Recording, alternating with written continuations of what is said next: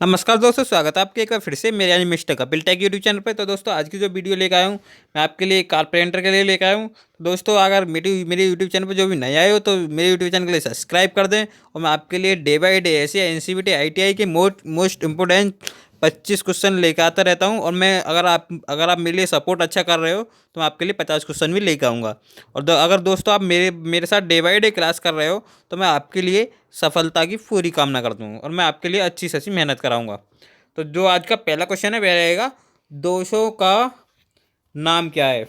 तो दोस्तों, जो इसका ए है वह है आपका वेवी ग्रेन, और बी है रिंगवर्ल, और सी है विड केक, और डी है आपका रिंग सेक। तो इसका जो राइट आंसर रहेगा वो रहेगा वी, रिंग गर्ल्स। तो दूसरा क्वेश्चन जो है दोस्तों, दूसरा दूसरा क्वेश्चन रहेगा, कौन से कीट खड़े पेड़ पर हमला करते हैं। तो ए है दीपक। पहले मैं आपके लिए क्वेश्चन छिपाऊंगा क्योंकि आप भी सोचो। ए है दीमक, और बी है सफ़ेद चींटी, और सी है पिन होल वोर्ड्स, और डी है आपका पाउडर्स पोस्ट विटल। तो जो इसका राइट आंसर है वह रहेगा question number C, pin hole volts. अगला है तीसरा, चीचल चीजल की ब्लेड के निर्माण के लिए किस सामग्री का उपयोग किया जाता है। तो ए रहेगा माइल्ड स्टील, बी है कार्बन स्टील, सी है लो कार्बन स्टील, और डी आपका फोर्जर टूल स्टील। तो इसका right answer question number D रहेगा, फोर्जर टूल स्टील। चौथा है, चौड़ाई बढ़ाने के लिए किस श्रेणी के जाइट का उपयोग किया जाता है। तो ए इसका फ्रेमिंग जाइड, वो वी है वॉक्स जाइड, सी है वाइनिंग जाइड, और डी आपका लेंथनिंग जाइड। तो इसका जो राइट आंसर रहेगा वह रहेगा क्वेश्चन नंबर सी, वाइडनिंग जाइड। अब पांचवा है आपका, एक विडल जॉइंट में सॉकेट की मोटाई की गणना कैसे की जाती है। तो ये रहेगा आपका स्टॉक की तीन, मतलब फर्स्ट से थर्ड मोटाई द्वारा, और दूसरा रहेगा आपका बीमा स्टॉक की 2 से 3 आईडी मोटाई द्वारा, और आपका सी रहेगा स्टॉक की 1 से 4 मोटाई द्वारा, और आपका डी रहेगा स्टॉक की पूरी मोटाई द्वारा। तो जो इसका राइट आंसर रहेगा ये रहेगा क्वेश्चन नंबर ए, स्टॉक की 1 से 3 आईडी मोटाई द्वारा। आप छठा देखोगे, छठा है, वेनिर की परिभाषा क्या है। तो जो इसका ए है वह है लकड़ी की पतली चादर, और बी है आपका लकड़ी की मोटी चादर, सी है विलक वर्ड लकड़ी, और डी आपका लकड़ी का गोल टुकड़ा। तो इसका right answer question number A रहेगा, लकड़ी की पतली चादर। अगला सातवां, प्लाईवुड में एक्स के रूप में चिन्हित भाग कहाँ है।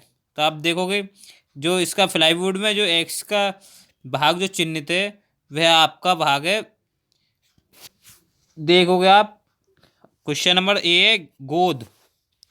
तो गोद में तो है नहीं है, देख लो आप। और उसके बाद में question number V, core. Core में भी नहीं, कोर में भी इधर है। और उसके बाद में आप देखो फेस पे भी नहीं है, और व्रेड वेड। तो व्रेड वेड पर है इसका right answer question number D रहेगा, व्रेड वेड। अगला आठवां, प्लाईवुड में प्लाई की न्यूनतम संख्या कितनी होती है। तो जो इसकी न्यूनतम संख्या होती है, ए है 3, बी है 4, सी है 5, और डी है 6। तो इसका right answer question number A रहेगा 3। नमाज डोर फ्रेम में लगाए गए रिवेट का उपयोग क्या क्या है।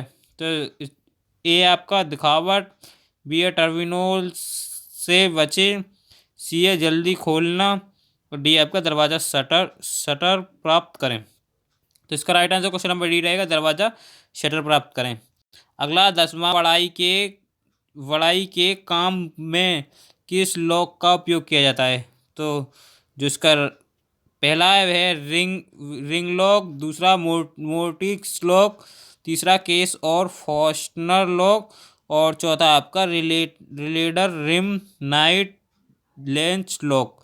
तो इसका right answer question number D रहेगा, cylinder rim night latch lock.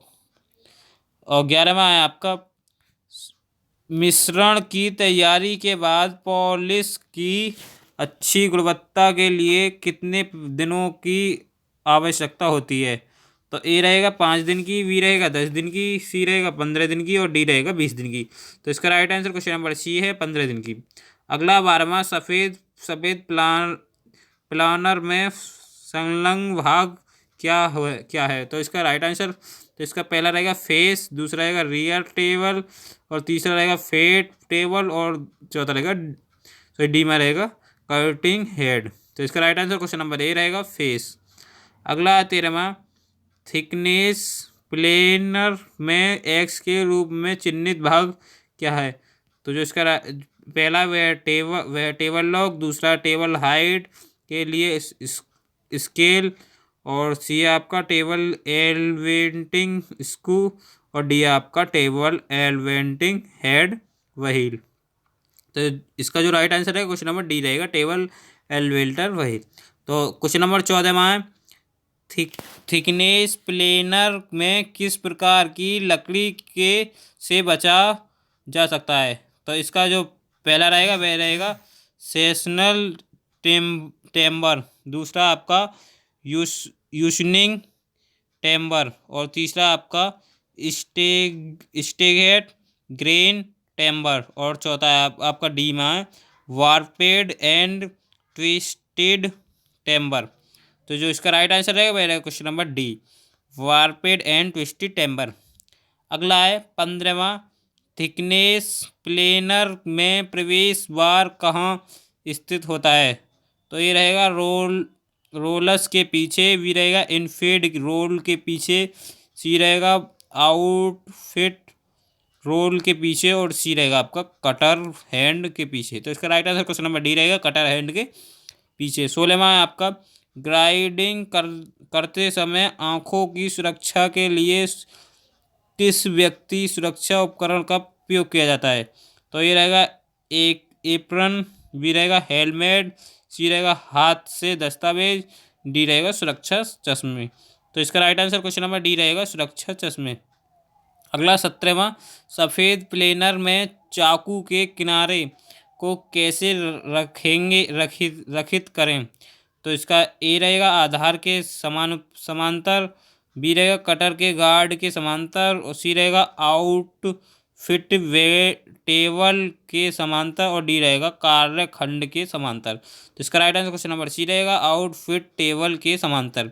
अगला 18वां, ड्रिलिंग के दौरान ऑपरेटर के पैरों की सुरक्षा के लिए किस व्यक्ति सुरक्षा उपकरण का उपयोग किया जाता है? तो जो ए है आपका नोज मास्क, बी है ईर प्लंग और डी सी है आपका ईर मफ और डी आपका सेफ्टी शूज।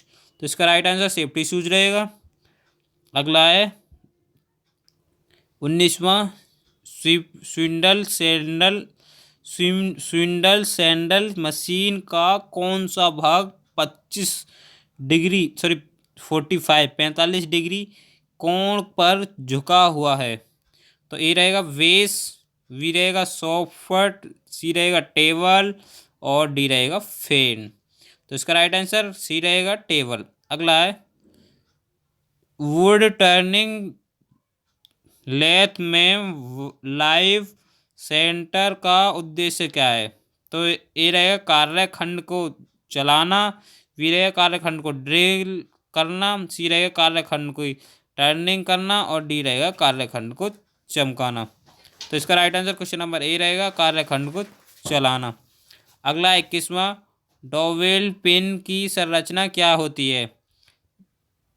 ए रहेगा इसका वर्ग, बी रहेगा हॉप राउंड, सी रहेगा बेलनाकार और डी रहेगा आयताकार। तो इसका right answer question number C रहेगा बेलनाकार। 22वां, इस कोर बॉक्स का नाम क्या है? आप देख लो ध्यान से, इस कोर बॉक्स का नाम क्या है। तो आपके लिए मैं ऑप्शन बताऊंगा, आप पहले सोचना जब मैं आपके लिए आंसर बताऊंगा।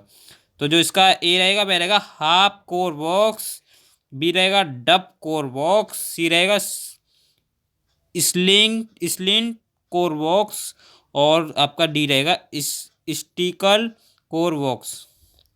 तो जो इसका राइट आंसर रहेगा वह रहेगा question number D, sticker core box.